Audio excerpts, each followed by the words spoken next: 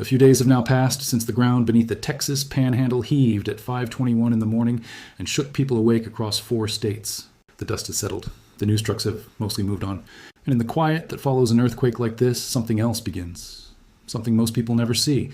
Because while the public moves on, a team of scientists is just getting started. They are hunched over seismic data, mapping every tiny tremor, running the numbers, and chasing down one enormous unanswered question that the earthquake left behind. Not how big was it? We know that. Not how far was it felt? We know that too. The question they are actually racing to answer is far more consequential and far more uncomfortable. It is this: did the Earth do this on its own, or did we do it to ourselves? And in the days since the quake, we have learned some genuinely important new details about what the earthquake actually was, about the aftershocks that are still coming, and about the investigation that is now underway. So this is part 2. If you saw the first video, this is where the story gets deeper. And if you are just joining, do not worry, I will get you caught up fast. Before we get into it, do me a quick favor. Drop a comment right now and tell me, did you feel this one? And if you watched part 1, tell me what surprised you most, because your comments on that first video were incredible, and I read every single one. If you are new here, subscribe right now. It is completely free, because we are following this story as it develops, and you do not want to miss what the investigation turns up. Hit that like button too. Let us push for 5,000 likes on this one so the algorithm keeps this in front of the people who felt it and want answers. All right, let us get into it. First, the quick catch-up for anyone who missed part 1. In the early morning hours of a Thursday, a magnitude 5.0 earthquake struck a rural stretch of Roberts County in the Texas Panhandle, out near the towns of Miami and Spearman, up close to the Oklahoma border.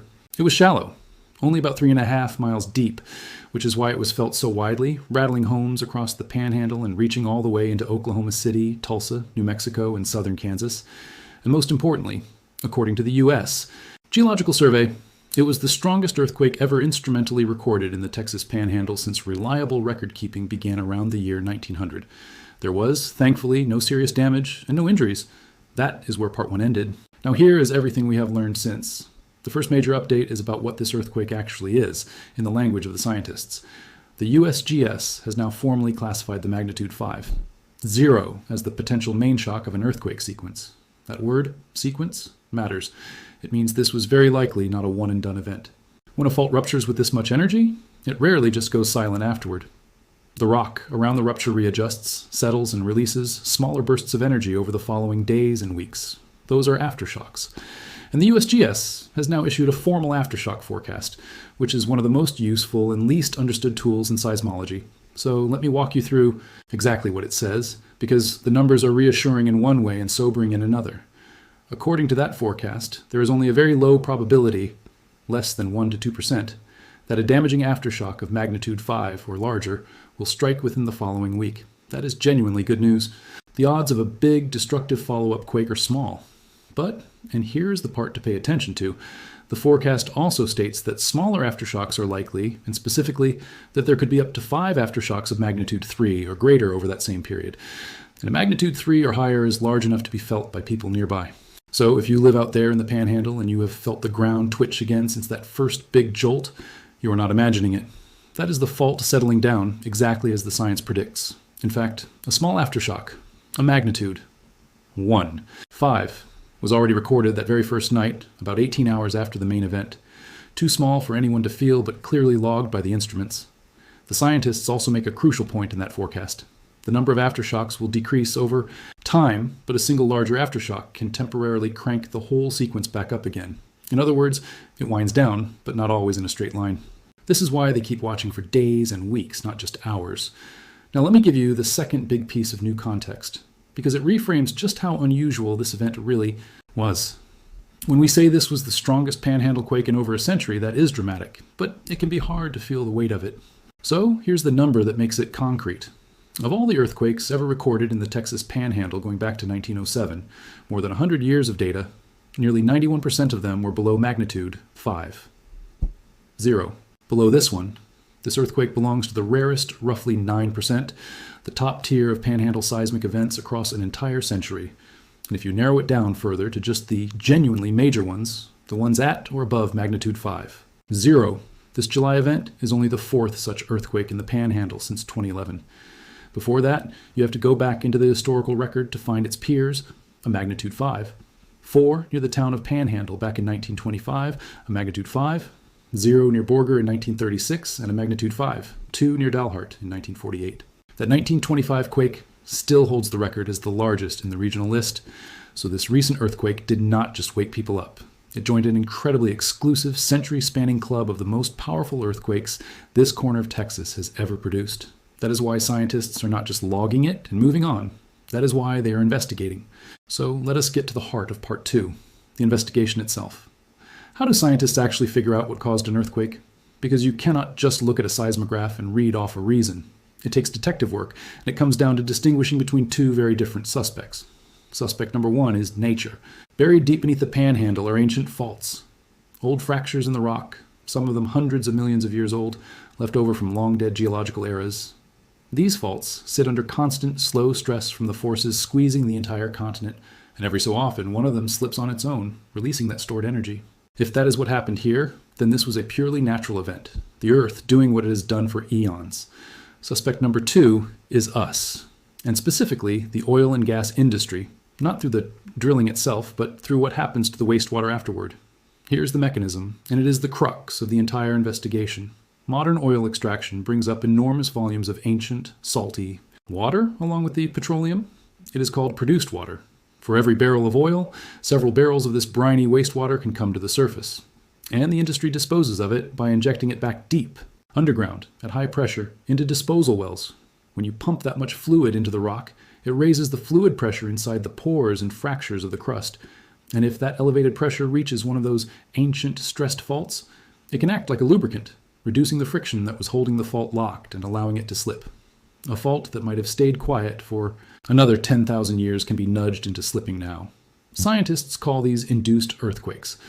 So the detectives look at specific clues. How deep was the earthquake? Induced quakes tend to be shallow, in the zone where wastewater is injected. And this one was shallow. Are there active disposal wells near the epicenter? Investigators map every well in the area and measure how close they are and how much fluid they have been injecting. What is the orientation of the fault that EA from nearby wells? And critically, did the seismic activity in that spot ramp up around the same time that injection increased? These are the questions that turn a mystery into an answer. And the agency at the center of this work in Texas has a slightly odd name that confuses everyone: the Railroad Commission of Texas. Despite the name, it has nothing to do with trains. It is the state agency that regulates the oil and gas industry, and it is the body that investigates whether earthquakes are linked to disposal wells. And here's where I need to give you the honest, careful truth, because this is exactly where the story gets nuanced. As of now, the USGS has explicitly not assigned a cause to the Panhandle earthquake. They have not said it was natural, and they have not said it was induced. The investigation is ongoing, and that is the honest state of things. But the reason the induced quake possibility is on the table at all is because Texas has one of the most thoroughly documented cases of human-caused earthquakes anywhere in the world. And I can show you that it is happening in real time. In the very same stretch of days that the Panhandle was shaking, an entirely separate earthquake sequence rattled West Texas, near Midland, including a magnitude 5. 1 quake and more than 50 smaller ones in the surrounding counties. And for that West Texas event, the Railroad Commission publicly confirmed it was investigating a possible connection to produced water disposal wells, that it had contacted operators, and that it had sent inspectors to the area specifically as part of efforts to reduce seismicity that may be caused by underground injection. That is the Railroad Commission in action. The exact process that could unfold for the Panhandle if investigators find disposal wells near that complication. West Texas and the Panhandle are not the same place geologically. The most heavily documented induced seismicity in Texas is concentrated in West Texas. In the Permian Basin, the most natural fault movement is a very real, very plausible cause for a Panhandle earthquake, perhaps more so than in the Permian. That is precisely why the answer right now is a careful "we are investigating," rather than a confident finger point in either direction. And I want to be straight with you about something else because it is part of the real story. This question has been politically charged in Texas for over a decade. Years ago, when swarms of quakes hit towns like Azle near Fort Worth, clustered around disposal wells, residents were furious. The state legislature created a special subcommittee on seismic activity, and researchers from universities documented the links. Yet, in some of those cases, Railroad Commission examiners ultimately concluded the quakes were caused by natural tectonic processes rather than injection. So this is not a simple story with obvious villains. It is a genuine scientific and regulatory puzzle, argued by serious people on multiple sides, and it is exactly the kind of thing that should be investigated with data and not decided by whoever shouts loudest. So what does all of this mean, and what happens next? A few things. First, expect the aftershock sequence to continue winding down over the coming days and weeks, with the occasional felt tremor being completely normal and expected, not a sign of something worse building, just the fault settling. Second, the official magnitude could still be refined slightly as scientists finish analyzing the data. And third, the investigation into the cause will continue quietly in the background. If investigators determine there are significant disposal wells near that epicenter and the timing lines up, the Railroad Commission has tools it can use. It can order operators to reduce or curtail injection in the area, a strategy that has actually helped bring down earthquake rates in parts of West Texas. If, on the other hand, the evidence points to a natural ancient fault, then this becomes a fascinating data point about the deep, slow natural restlessness of the middle of the continent. Either way, we will learn something that matters. And here is why it matters to you, even if you live nowhere near the Panhandle. Because the answer to this question shapes real decisions. If human activity is contributing to earthquakes in a region, then regulators can actually do something about it. Adjust how and where wastewater is injected and reduce the risk. That is a genuinely hopeful idea. An earthquake hazard that, unlike a natural fault, we might have some power to turn down. But you can only manage what you correctly diagnose. Get the cause wrong, and you either regulate something that was never the problem, or you ignore something that was. That is what the scientists are really protecting when they refuse to jump to a conclusion. Not the oil industry and not the activists, but the integrity of the answer itself. Quick word on staying ready, because it still applies. The Panhandle is not a place built with earthquakes in mind. The USGS specifically noted that while most structures there are generally resistant to shaking, the vulnerable buildings are older, unreinforced brick and masonry, the kind you find across small towns on the plains. This quake was not strong enough to seriously threaten them, but as Texas continues its documented surge in seismic activity, it is worth knowing the basics. During shaking, drop, cover, and hold on. Get under something sturdy, away from windows. Secure tall furniture and water heaters. Know where your gas shutoff is. And keep a simple emergency kit. Small things, and for a moderate quake, they may be all you ever need. But they cost nothing to have ready. Let me leave you with the bigger picture, the thing I keep coming back to. This earthquake, on its own, hurt no one and broke almost nothing.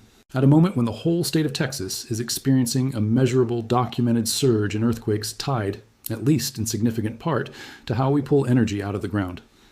The scientists investigating it are not trying to scare anyone or blame anyone.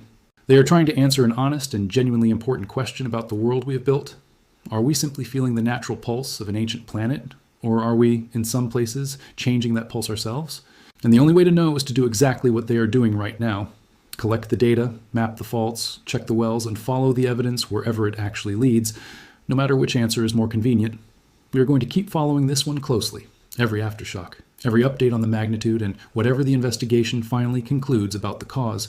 So subscribe so you do not miss part 3 if this story keeps developing. And drop that comment I asked for at the start.